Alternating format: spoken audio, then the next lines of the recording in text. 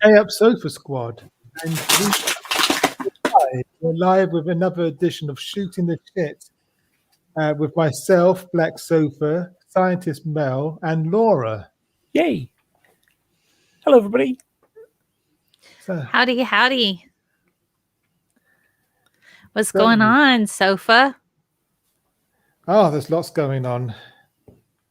There's so much going on. It hurts. It hurts. I think your name is Sofa King and Awesome. Last name Awesome, first name Sofa, middle name King. Oh, thanks. And we've Say got it really fast together. Yes. Oh, yeah, I get it. Yeah. And we've got Nerdy Rodents in the chat. So, hello, Nerdy. What's up, Nerdy?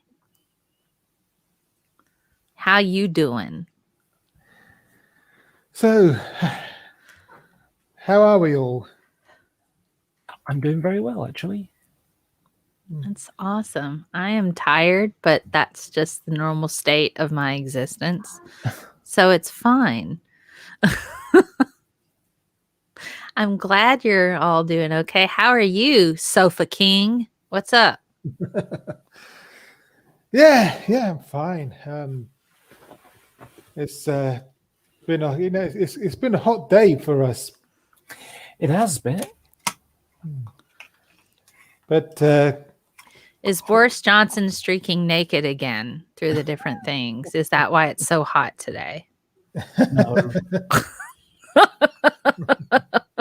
At least for the Tories, that would be a hot day for the Tories. Yeah. But well, they're having a bit of a hot day today because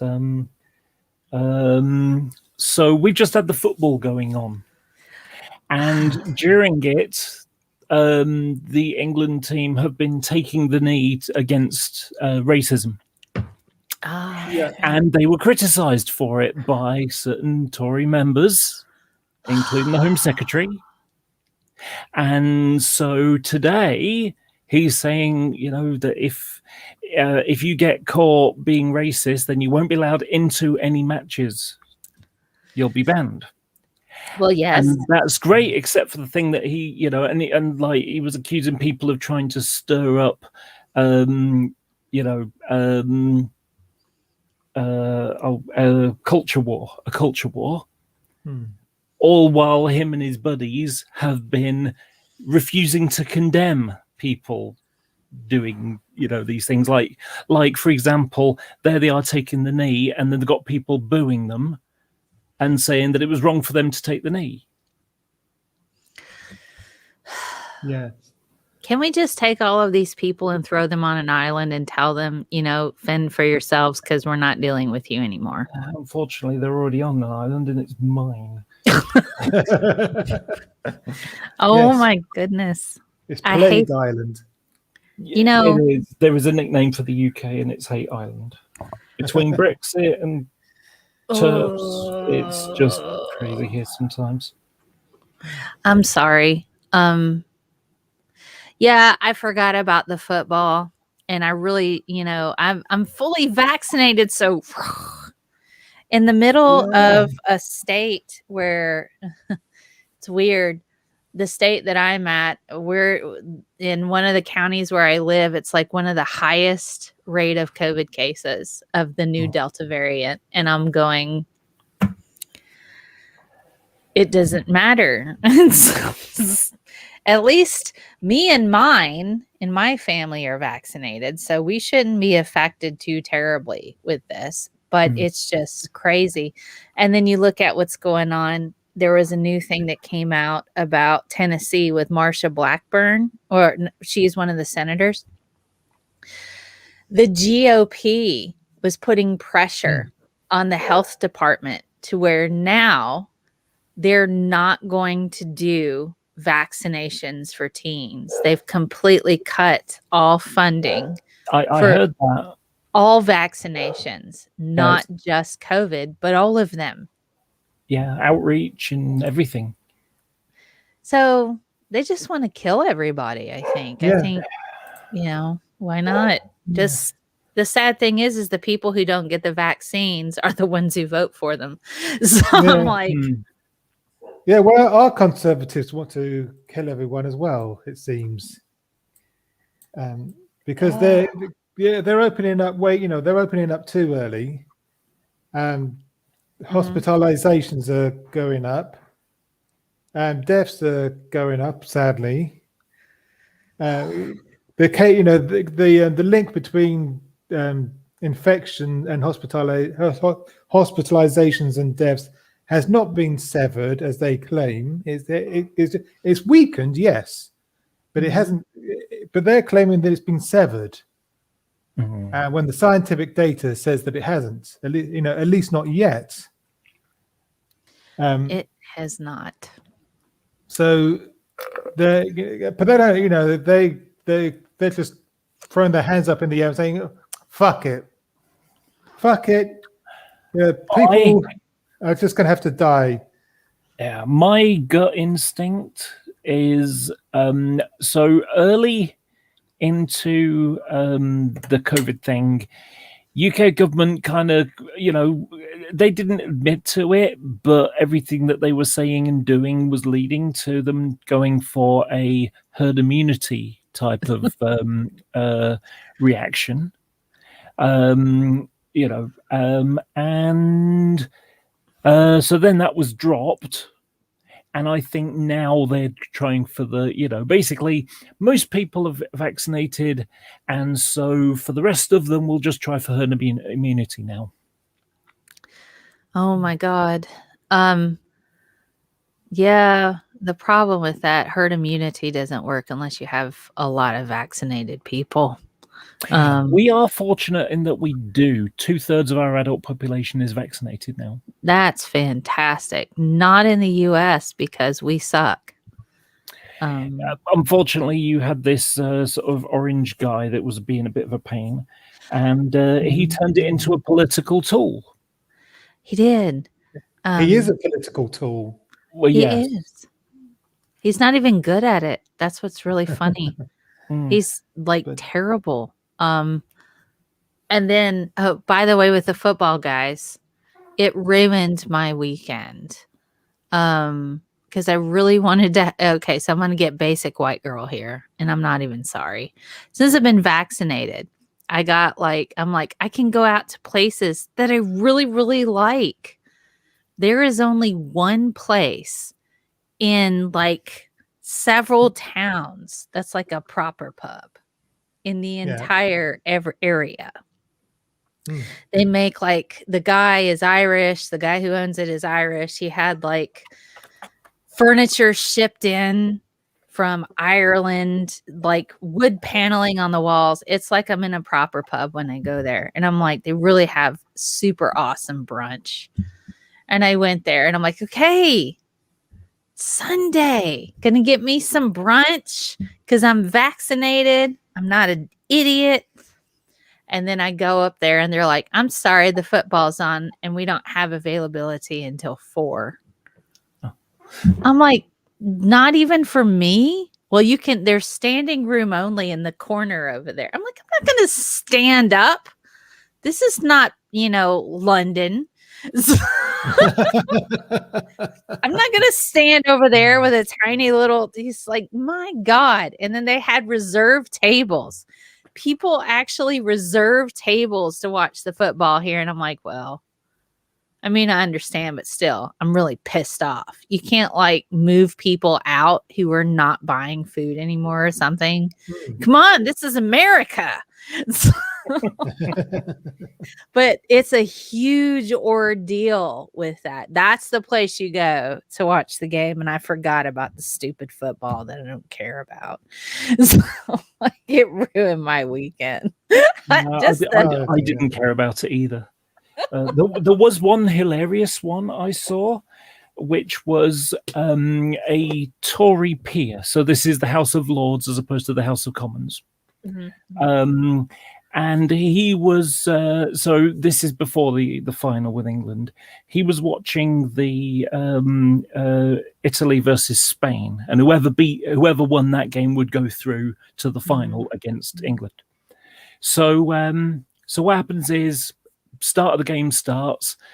Before the start of the game, national anthem goes, and the Italian national anthem is first, and they're all singing. And then when it came to the Spanish national anthem, they were silent with the music going. And so this politician basically said, look at this, look how awful this is, that every single one of the Italian teams sang their national anthem, but the Spanish team didn't. And people had to point out that the Spanish national anthem doesn't have any lyrics. and the last time it did, they were ones that were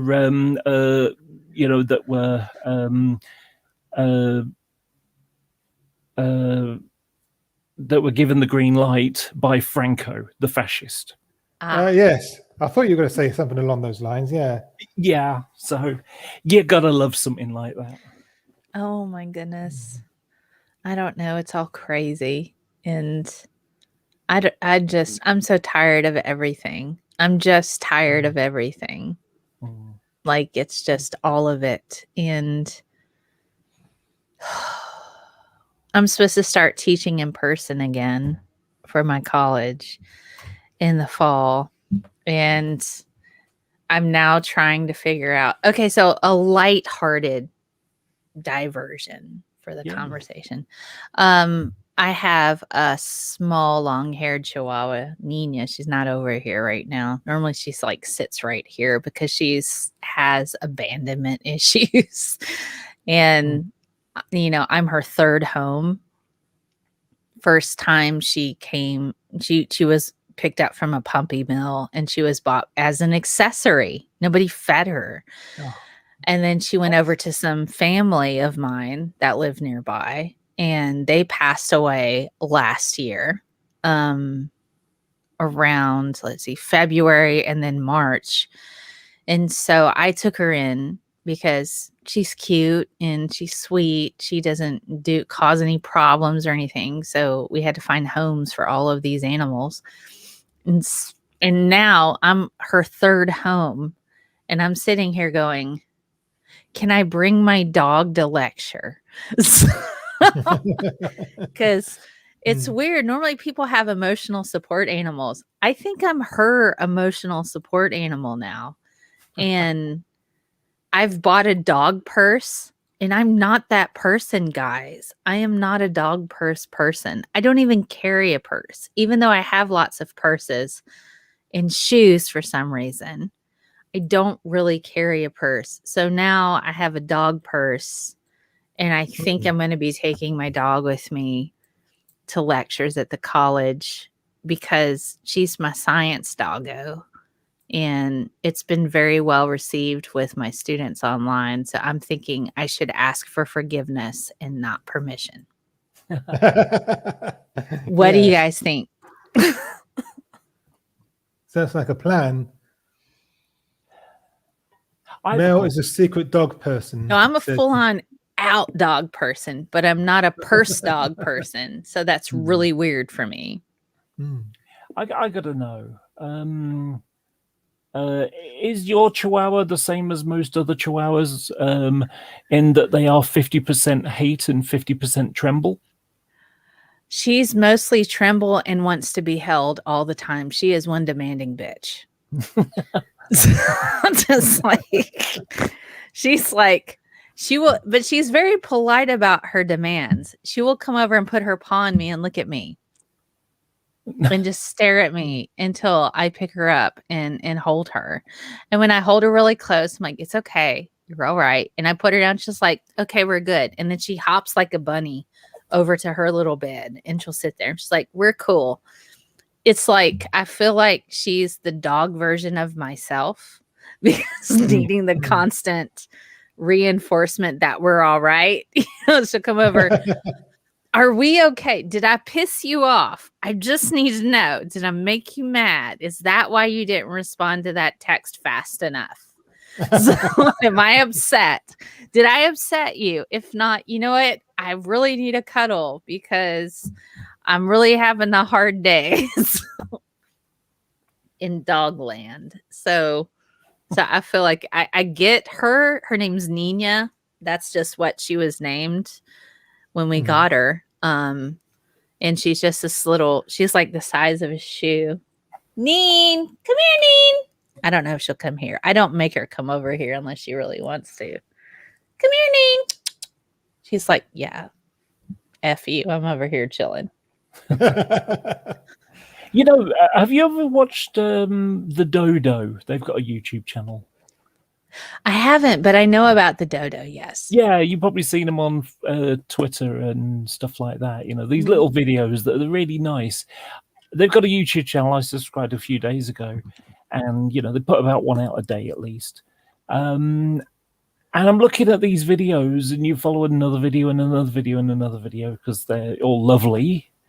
And you look and you say, why have 913 people downvoted this compared to the 8,000 people who've lost it? I mean, just who in their right mind thinks looking after poor animals and things like that, rescuing animals, and you know, it's like, who thinks this is a bad thing? Who are these really negative people that think looking after animals is bad? Are they all like PETA supporters or something?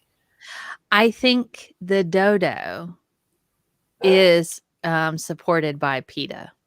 Oh. And that might be why. And that's okay.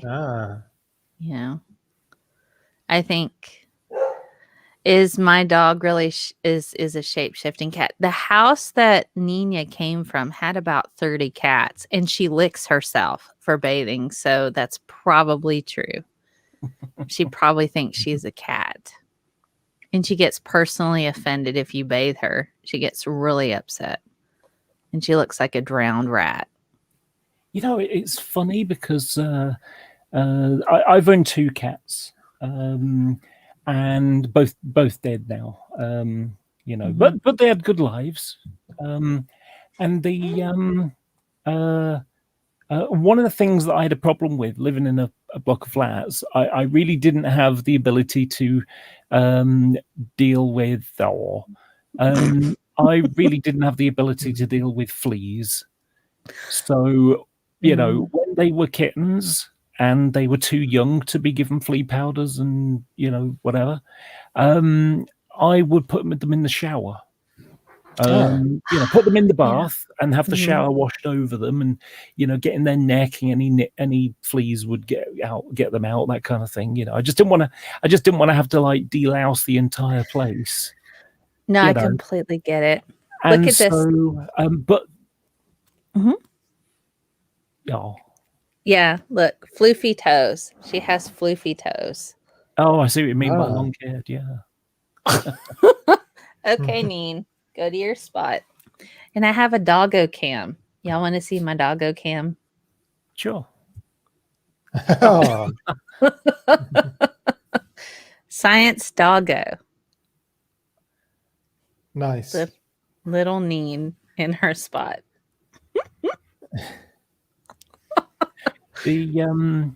But anyway, basically, I'd put them in the shower and clean them, and afterwards be rubbing and fuss, and you know, cats like that kind of thing. And so I would end up with a cat sat in the bath, enjoying the water going over them, warm water, and purring in the shower.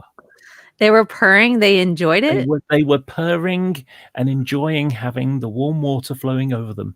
I mean, don't you and I enjoy having a shower? You know, same kind of thing, I suppose. Absolutely. Nice little, spa day for the kittens. Yeah. Why not? So, you know, maybe a couple or 3 times a year, I'd stick them in the shower, you know, or give them a shower, you know, just like I say, sit in the bath and the water going over them, not over the head. Right. You know, just around their neck and that kind of thing, because you don't want to get them in their eyes and, you know. Yeah. But no, they loved it. Both of them.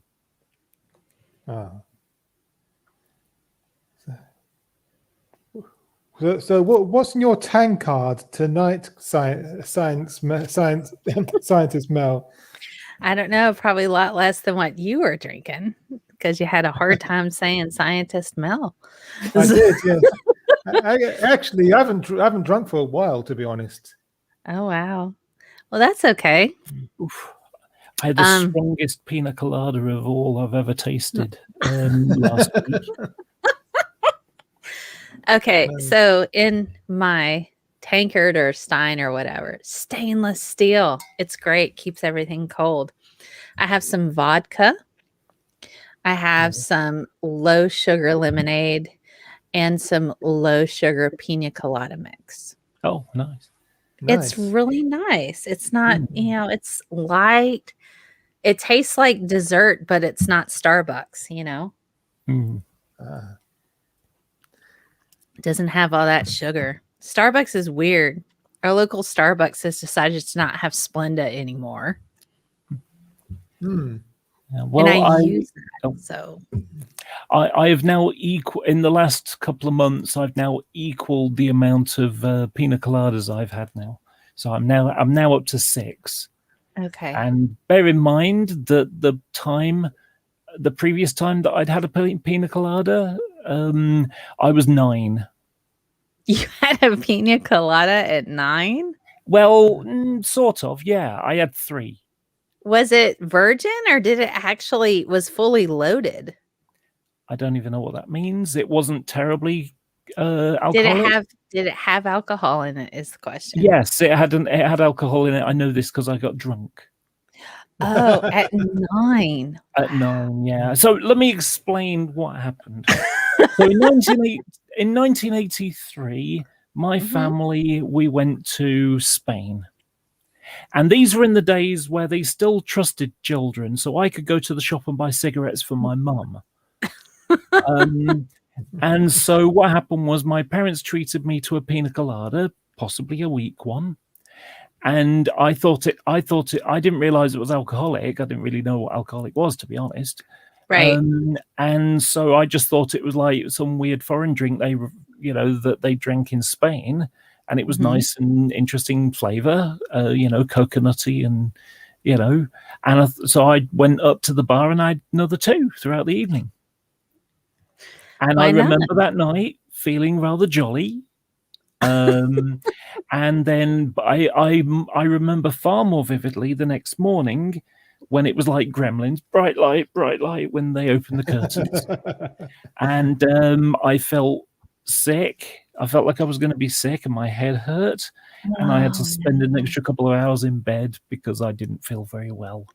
And I decided, this being drunk thing isn't a lot of fun. So I think I'm going to avoid that from now on. Yeah. And so that's the only time I've been drunk. Now, that doesn't mean to say that I'm a teetotaler or anything. I will have a drink, but when I feel it, that's when I stop. That's when I go to lemonade or something. Oh my goodness. Proper lemonade, not the kind of flat stuff you have, fizzy stuff. Yeah. I have proper cloudy lemonade. Cloudy. That's good. I like that stuff.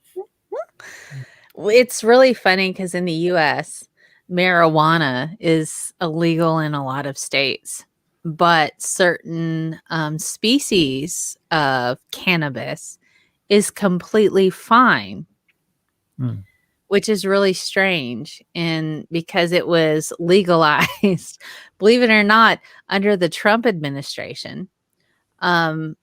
So certain species of cannabis are allowed to ingest.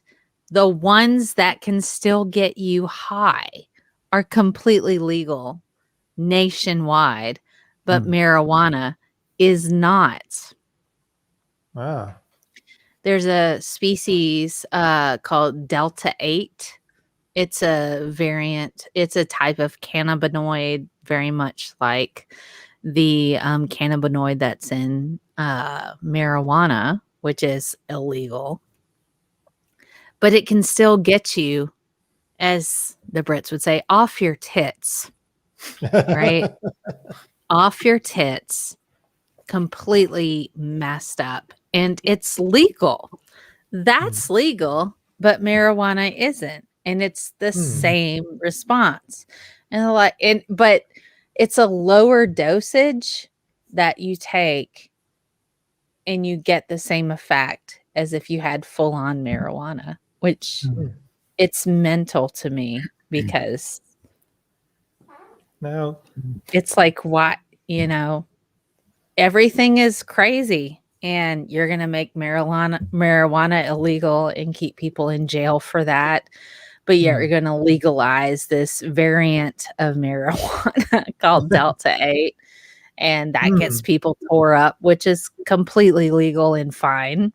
But this other stuff isn't. It's just, I'm sorry, but people are really stupid. They really, really are. What there was a big spate a few years back in Manchester where I live, and it's still around. It's just not quite as available, maybe, or it's just not as well publicized. Perhaps, I don't know. But it's skunk, but it's a new one, and it's called Spice. And it's incredibly powerful. It's, and it literally has people like passing out while they're stood up. They're like zombies. They're literally stood up, leaning against a wall, and their bodies are just stiff. But they're, and they're just out of it. Is it powerful like Baby, where you tell them what you want, what you really, really want? No, it's not the The Gilbert Scott, by the way, if you want to go and see the little staircase where the Spice Girls did their tell you what you want, what I really want is whatever. You can go there to the Gilbert Scott in London, over there near the St. Pancras Hotel, and see the staircase. But honestly, just go there for the really nice Oxley gin and tonics. No other reason. And it's a nice atmosphere. Hung out there a couple of times with people. Right. I'm going to be going down to London probably in September. Oh, that'd be cool. What you going to do? Look at trains and see some of the sights. Go to all the museums, all of them. All of them. The Natural History Museum is my favorite place. Every time I got a post-grad degree, I would go to London and visit Darwin in the main lobby. I could give you a tour. I've been there so many times. And then the Science Museum is cool. But then you've got the Wellcome Collection. That's crazy. What's that? The Wellcome Collection is over there by Euston Station. And there was this Duke who was just really bored. And he was seriously, there was this Duke who was really bored. He would send people out to auctions and buy crazy stuff. And he's like, I need a shrunken head. Why not? I need a necklace made out of human teeth. Why not? I need jewelry made from pig's brains. I mean, it's insane. But the Wellcome Collection is so cool because it was literally just this rich dude who got full on Michael Jackson and bought crazy stuff and threw it in a museum. So, if you want to see the strangest stuff, the Wellcome Collection over there by Euston Station is just it's pretty cool.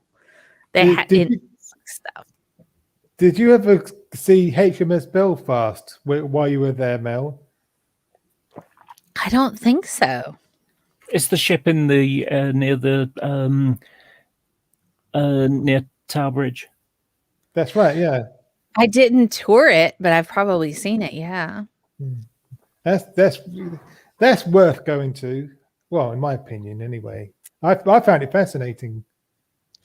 I should go. It's like my London friends are like, when are you coming back? I'm like, man, I don't know. It's after the Trump thing. I think when was the last time I was in London? I think it was 2017. I think that was the last time I was in London. I have a friend of mine who lives out by Kew Gardens, and I usually stay with her. But one of the things that I do, I'm like, okay, I'll stay with you, but I have to cook for you. Them's the rules. So I pick up lots of ingredients here because I live in the South. And so I always make cornbread, and I bring Cajun seasonings and all kinds of stuff. So I'll make a ridiculous amount of food. Because that's what you do in the South. You go to people's houses, you never just show up empty-handed. That's something that's Southern hospitality stuff. Anytime you go to somebody's house, you always bring something, whether it's a bottle of wine or it's a dish or food or flowers or something. You never just show up empty-handed. And since I would be staying with my friends out there in Richmond, I was like, well, I'm going to cook for you. I'm going to like make a proper Southern dinner. And so usually when I do visit London, it's like we treat it like a big ordeal. It's like big old Southern dinner. Everybody come over to this house. We're going to make all this food. And so I'll make Cajun and Southern. And it's really weird to see people treat cornbread, like sweet cornbread, as an appetizer. So like, we dip that in our white beans and ham, but you know, it's okay. And then I would bring like moonshine and salty caramel whiskey from, you know, Tennessee. I'd be like, oh, are you bringing this stuff over? But that's just what we do. So, and then I would just, you know, go around. I did see a movie at the Odeon. I think it was one of the last Blade Runner film. Y'all watch movies weird compared to America. You have like the super nice seats in the front where you have like, here are special seats, and then there's everybody else. And I'm like, why do you have special seats? I don't understand this class system that you have with movies. It's weird. Do you guys have, I mean, is that everywhere? Or is that just in London where you have like special tickets for nice seats as opposed to the nosebleeds or whatever? It's just, yeah, it's everywhere. Pretty much everywhere. That's so weird. It's just the fashion, you get what you pay for thing. But mostly the nice seats tend to be in the middle rather than the front. That's so weird. So they had like really nice type of thicker seats that were like not really reclining seats, but they were close to that. And I was like, this is just so strange, because out here, all the tickets are the same cost. Hello, guys. So all the tickets are the same cost, but if you want a different experience, you go to a different theater. So we have like the IMAX theater where you can see a movie on like a big screen, but all of the seats are the same type of seats. And you can reserve them in advance, but if they're seats that you don't want, you just don't buy them. So it's so different, but it's kind of cool too. But at the same time, your museums are free. Ours are not. You have to pay to get into most of these museums unless you have joined like a museum network where you pay a flat fee and then you can go across the country and enter into different museums who have agreements with that. But your museums, guys, for real, they're freaking amazing. They are absolutely amazing. The only thing that's not free is the Tower of London, which I had to go see because I'm a relative of Sir Walter Raleigh. So like, let me go see where he hung out before you guys chopped off his head. Yes. Plymouth, have you been to Plymouth? Because that's where he was around. He was around there. I haven't been around there. And that's on my... Funnily enough, the friend that phoned me just as we were about to start, he's in Plymouth. Oh, okay. Yeah, most of the people in my family have been just really, really poor. So they've been like probably the degenerates of that line. So I don't know. I think it was mostly Sir Walter Raleigh's wife. I think her name is Betsy. We're related primarily to her and her kids. And then when they moved to the Americas, That's where that kind of branched off on my mom's side. But then my dad's side is English and Native American. My mom's side is Irish and English. But the Irish clan actually came from Scotland, the McGeehees, and they came over, and apparently they were really hated. But knowing my grandparents and how bigoted and racist they are, I probably could see that. And people pushed them off of a cliff because they hated them so much, and so they went to Ireland. So, like, okay. And then my dad's side basically is it's a bit like the Pilgrims then. kinda. My grandfather on my dad's side, he's the only person that I really miss because my dad's side of the family are just utter trash. And I don't mean that as like white trash. I mean, like, they're just garbage human beings. My grandfather was a war hero, actually received a Silver Star for saving the lives of 6 men in World War II. He was there in Italy. He was there in Africa during World War II. He was there when Mount Vesuvius in Italy erupted. He stormed Nazi headquarters and actually took lots of stuff, including parade paraphernalia, officers' swords. He had a bust of Hitler that he stole from there. Oh So it's like and he died poor. He was a carpenter. He was a very simple man in regard to simplicity of life, not smarts. And then he's the only person I miss on that side of the family. His mother was 100% Cherokee Indian, Native American. So I'm an 8th. I could actually qualify for minority status, but I don't do that because I don't need to. But that entire story is so rich and wonderful. And then, like, my biological father is trash, and I'm like, how did he make you? So I'm like, I'm not perfect. I'm not a perfect person. Don't pretend to be. But it's like me, my brother, and my sister are the only people in our entire family on both sides who are college educated. We came from very poor people who worked the land, who were, freaking war veterans and war heroes and stuff. And I'm just like, it's just mind blowing. And I recently found some articles about my grandfather on my dad's side. And I've tried so hard to find this stuff. They gave him a war parade in the 70s because he wasn't acknowledged right away for his efforts. And the thing was, it was the people whose lives he saved were the ones who contacted the government going, I wouldn't be here if it weren't for this man. Please do something. Please acknowledge his stuff, because nobody else would go out because they were afraid they were going to be killed by Nazis. And so it's actually an interesting story. Is it okay if I tell it real quick? Yeah. Well, yeah, go ahead. From my point of view, yeah.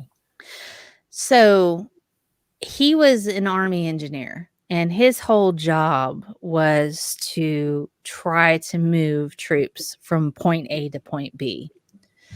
And some of that was looking for mines in the soil. Other things were posting beacons on beaches to direct American troops to a safe place where there wasn't Nazi infestation. Well, after he had done that, there had been some attacks on some of the boats that were going back to the main ship. And some Americans had fallen into the water and they were drowning. These were soldiers who were coming back to either back or heading over to the land or back to the boat. Nobody else would go and save them. He didn't do this under orders. The Nazis caught on in the water, they caught on that there were Americans in the water hollering for help. They were screaming for help. And my grandfather was like, is nobody going to go out and get our people? Is we going to do this? And so he wasn't ordered to do this. He got in the boat. He got in like a small boat and rowed out and pulled 6 men out of the water, carrying them to safety so they could get some medical attention. But the Nazis were also in the water screaming for help too, trying to deter people to come that way so they could kill them because they're Nazis. Yeah. So he managed to do all that, and he didn't get recognition till like 1977. Nobody ordered him to do that. He just said, I'm not going to let these people die in the water. And he went out there and pulled them out and brought them to safety. So it's like seeing that in my grandfather. It's like, and then my dad, who is a deadbeat, I'm like, how did he make you? Like, I don't understand how he made you. And so it's really important to me to try to help other people who need help. And so I really like what I do with my job because I get to do that. I get to help other people improve their lives through education. I'm not in a boat pulling people out of Nazi infested waters. That was my grandpa. Always punch Nazis. It's okay. What an amazing guy. I know. And like I said, he wasn't even recognized for that until the 70s, like 30 years later. People are like, I would not be alive had it not been for this man. Please give him some kind of accommodation. And he did. And so I recently found some news articles and things like that on the internet. I'm like, that's my grandpa. That's my granddaddy. We called him granddaddy. But it's just the rest of my family on that side. I mean, Mama Ludi, who was a Cherokee Indian, she had an interesting story too, but my grandpa told us about that. My granddaddy did. The rest of my family, I'm like, how can you come from such rich heritage and culture and act so poorly? You know, I almost want to pull out Lord of the Rings and like, become who you were born to be, you know, like with Aragorn, you know, just freaking do it. But whatever, you know, it's fine. No, it's not really Sadly, fine. some people were born to be assholes. Yes, that's true. But I'm going to try really hard to not be that. Oh, or maybe greatness skips a generation. Yeah. Maybe. It's just, it never fails to surprise me. And at the same time, sit here and go, me, my brother, and my sister are the only educated, like university educated people in our entire family on both sides. Nobody else. Some people, the idea of being educated is sneered at, which is weird. Yeah. I mean, that's your likes of G-Man, isn't it? A sneer at people that are educated. Education brainwashes you. Apparently, yeah. But yeah, me and my two brothers, we're we're all university educated. But my sister, she's really intelligent. She could have gone to university, but she didn't want to. And that's okay. There's nothing wrong with that. No. Now you see, then you've got people that are really intelligent, just have no bloody common sense. And that's an example of that is my dad, my stepdad. Okay. He's an engineer. He could build an aeroplane from the ground up with all the parts, you know. He knows everything there is to know about it, and just brilliant. And as an engineer, he's brilliant. He's educated. He's got a degree. He's worked hard. But he has no bloody common sense, to the point that he will go shopping and he will sort of like see ketchup and think, I don't think we have any of that. But rather than pick up the phone and like to say, from my mum and say, have we got any ketchup? Can you have a look?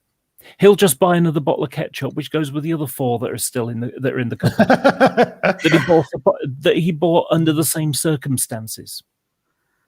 Yeah.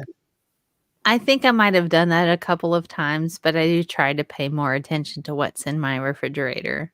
Mm. Do you guys refrigerate your ketchup? I'm curious. Yes, I do. And salad cream. Okay. If you know what salad cream is. Well, I think that's kind of like ranch dressing, maybe. It's like a thick stuff. It's think spicy. Think a sort of more spicy. More vinegary version of mayonnaise. Okay. I am very low on HP, so I should probably order some. They do have international sections in certain parts of my town of the not the restaurant, but the grocery stores I go to. Miracle Whip. I'm not a huge mayonnaise fan. I'm not. I prefer sour cream to mayonnaise. I like sour cream better than mayonnaise. Yeah.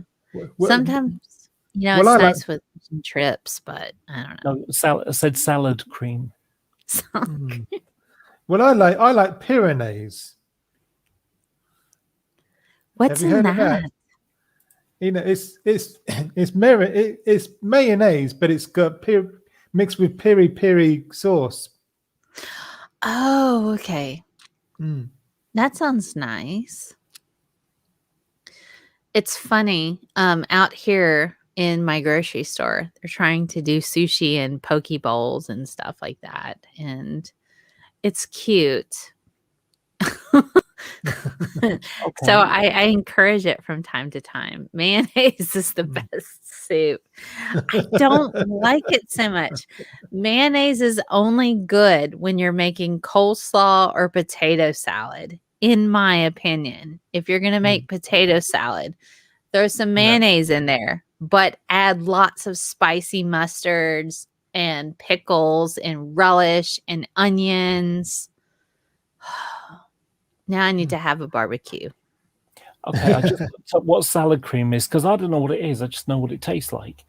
Salad cream is a creamy, pale yellow condiment based upon emulsion of about 25 to 50% oil in water, emulsified by egg yolk and acidulated by spirit vinegar.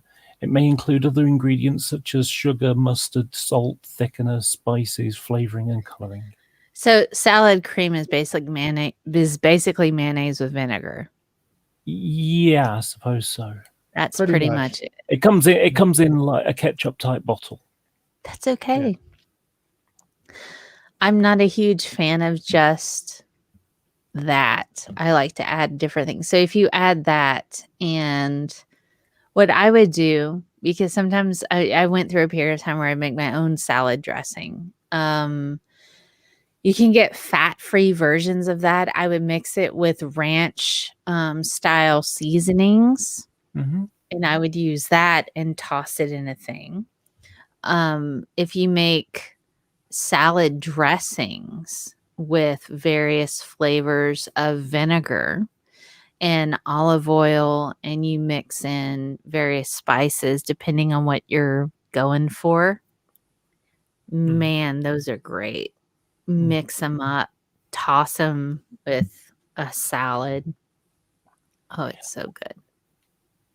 One of the things that I like is a ham and cheese sandwich, grated cheese, with and you can have salad cream instead of like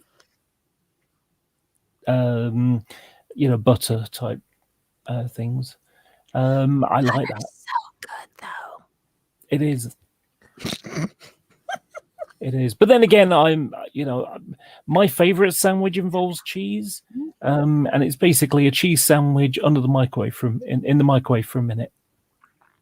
Oh gosh, I love a good grilled cheese sandwich and tomato soup. Oh, there's no grill, no grilling involved, just just in the microwave. So it's kind of like the bread goes a bit sort of sugary, and it's all flexible, and See, I have one of those indoor grills that's grill / panini or whatever. I don't care. So I'll take some really nice bread and put some cheese in the middle and put the butter on both sides of the outside of the bread, and I'll cook it that way. And then I'll make me some tomato soup. Sometimes I will take just canned tomatoes because they tend to retain a bit more flavor than just like the regular tomato soup. And I'll blend that. I'll blend the canned tomatoes, and I'll add basil and Italian seasonings like oregano. And then sometimes I'll add a little bit of Cajun spice to it, mix it up, cook it that way, and just like dip the grilled cheese sandwich in the tomato soup. It is absolute heaven. I think I might do that this evening for dinner. Nice. It's really good. Cool. I don't know, for some reason I just had this vision when you were talking about that, was that you science the hell out of it. You sort of thinking about how it all goes together and everything, and there's it kind of reminds me of someone I used to know who used to do sewing, and the way they describe sewing, it was like they were building a bridge or something. They were an engineer. Mm-hmm. And so sewing something, and they'd use almost like engineering terminology to explain how they put things together. And it's just weird. They would not do any hand sewing at all, which I found a bit weird. It had to be done with a sewing machine because it was a machine, and that's how you put things together. Ah. It's so good, though. Cooking is very much chemistry. It really, really is. And the way you put the components together, it can just be like art. Yes. Like, I'm gonna put all this. There's a place downtown. Well, it's in Midtown. I love it. It's a fusion place. They take a lot of Southern cooking and mix it with various other cultures, including Mexican and Spanish and all of that. They make a black-eyed pea hummus that I just absolutely love. So I've eaten it enough to where I figured out what their recipe is. It's so good. It's so good. They make a really good Cuban sandwich. Their whole menu is a combination of Southern cuisine with Mexican cuisine blended so well. It's just like, I would like to eat everything on this menu, please. Just bring it out. And I haven't been there in so long. I really need to go. I used to go there and study and drink their white sangria that they would make from white wine. It was light. It wasn't too heavy. You could enjoy a nice drink without getting hammered, and you could study. And it was perfection. It was perfection. I love it.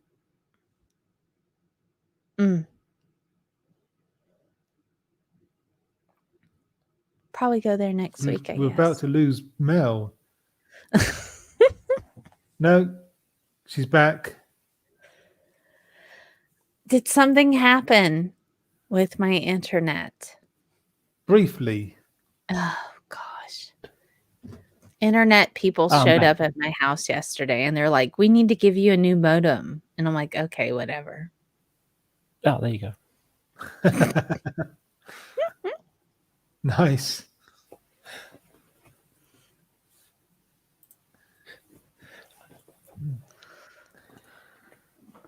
Oh Anyway. my goodness.